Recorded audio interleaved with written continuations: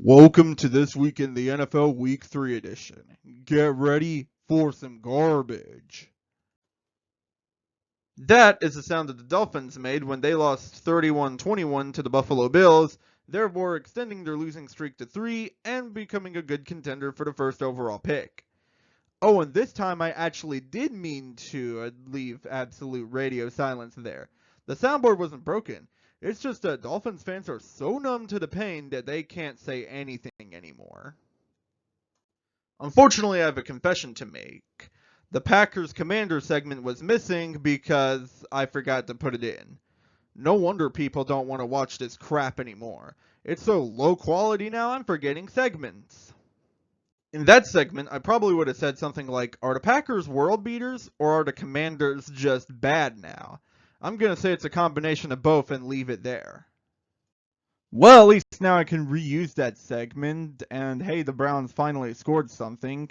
As with 3.5 minutes to go, Jordan Love throws down the field and it's intercepted, and he's gonna return it inside the 5. What the heck? Well, that was a gift-wrapped touchdown. And hey, Quinshon Judkins finally gets his first touchdown. Cool. But unfortunately, it probably won't matter, and yep, just as I say it, the defense is giving up huge chunk yards to the Packers and getting more flags on them. Great, as if we needed more of those.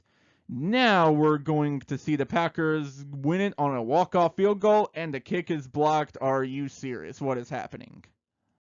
Well, even after all of that, Andre Schmidt will have to boot this through from 55 yards out. It's not going to go through. Just send us to overtime.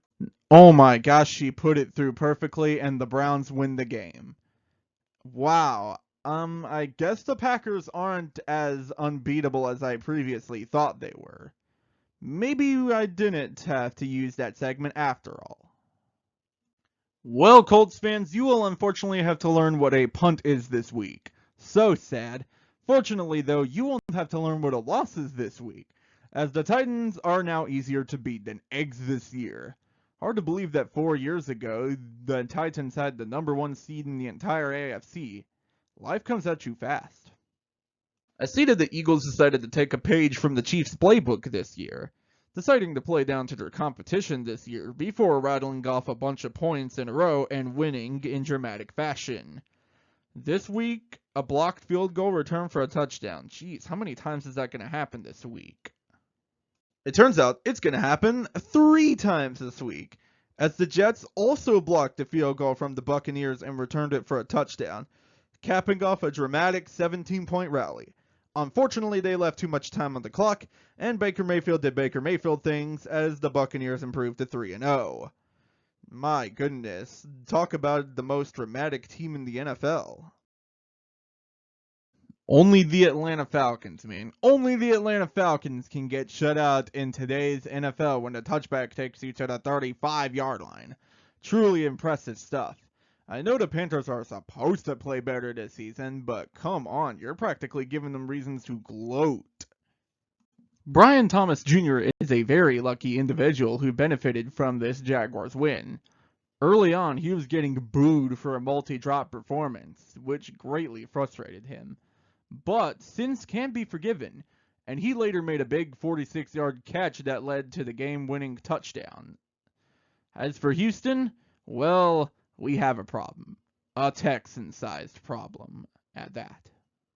You know, I actually thought the Raiders would pull an upset this game. And Geno Smith actually did outdo Marcus Mariota.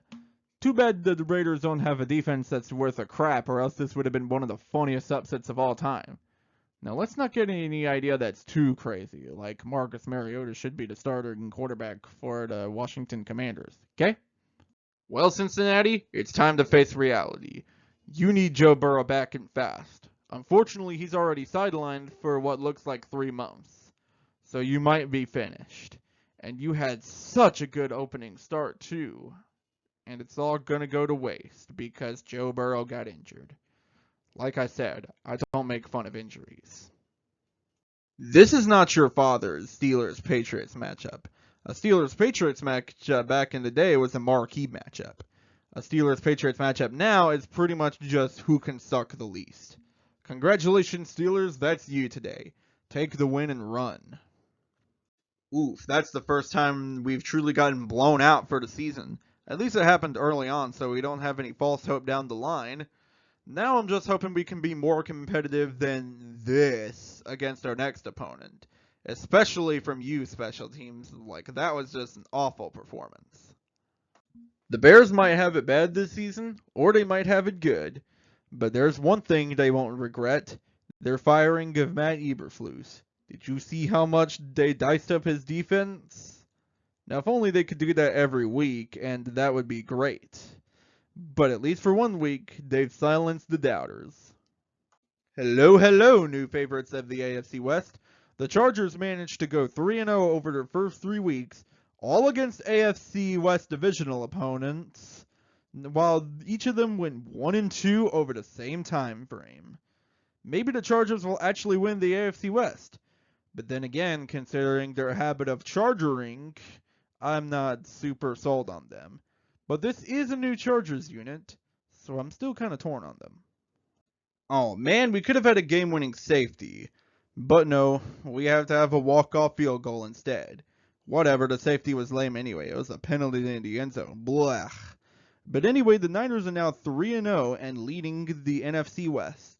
That is probably not going to last long, so enjoy it while you can. Any built momentum from last week is now officially gone. The Cowboys' defense has now fully been proved the fraud, and Russell Wilson has thrown away his starting chances like a 4th down and goal pass. Rest in peace. He also gave the Chiefs life, so, not my fault if the NFL comes after you with pitchforks and torches. 7 sacks on Lamar, a forced fumble on Henry, and holding the Ravens to 30 points when they scored 40 or more in their last 2 games. I think it's safe to say that this Lions defense is a sorely underrated part of this squad. Sure, the offense is great, but games are won on defense, and the Lions certainly had that to go around. I wonder how far the Lions and everyone else will go this season. But anyway, now it's time for the 3 things that I've learned this week. Number 1, special teams are really special. Special teams won and lost games this week. If you had a big moment special teams wise, chances are you won the game.